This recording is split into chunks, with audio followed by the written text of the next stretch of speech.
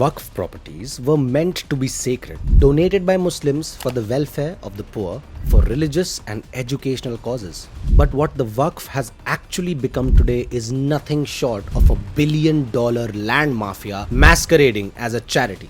With over 9.4 lakh acres under their name, Waqf boards are now the third largest landowners in India, just behind the railways and defense.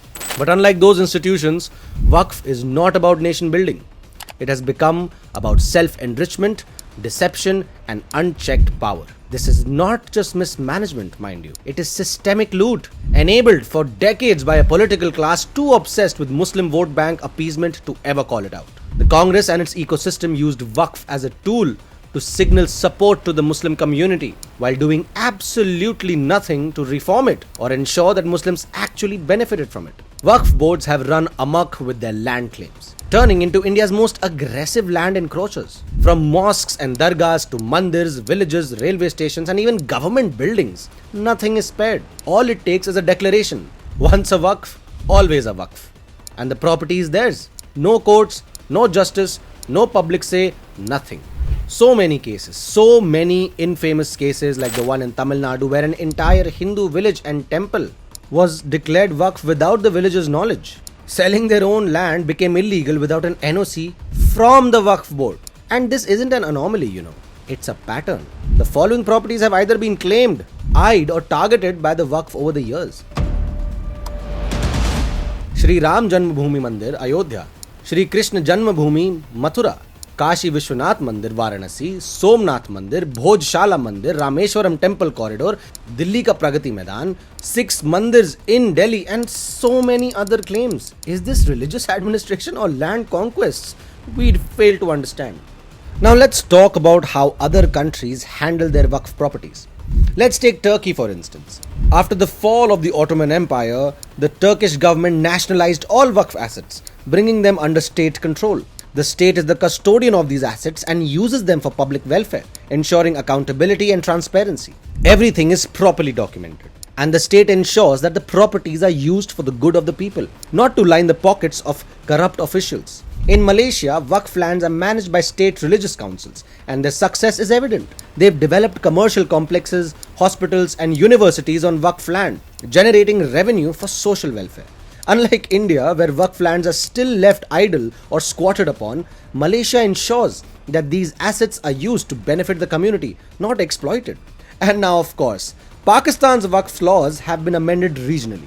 The Punjab Waqf Properties Ordinance 1979 saw minor updates for administrative efficiency, while the West Pakistan Waqf Properties Ordinance 1959 was amended in 1961 to expand state control. Bangladesh's Waqf's Ordinance 1962 has been amended multiple times. Key updates in 1988, 1998 and significantly in 2013 via the Waqf Transfer and Development of Properties Special Provisions Act, enhancing penalties and administrative powers. If Islamic countries can amend their Waqf laws to curtail Waqf board powers in order to regulate them, why is it such a problem when India does it?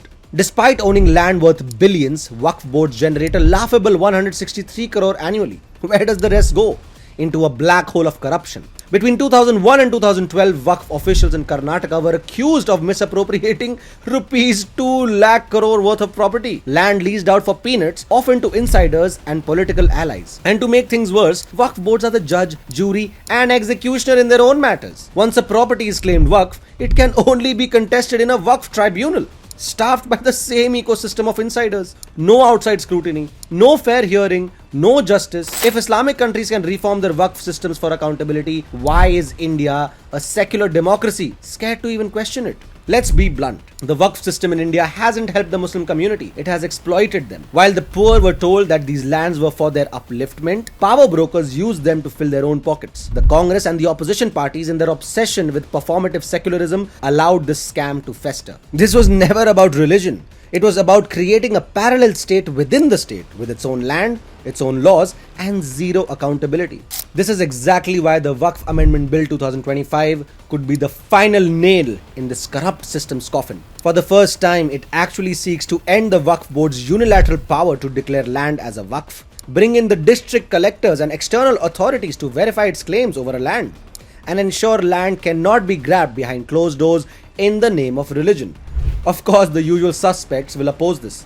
But the time for mollycoddling is over. The Waqf system is entering its final stages, not because it fulfilled its purpose, but because its abuse has become impossible to ignore. Had it not been for decades of political cowardice, this day would have come much earlier.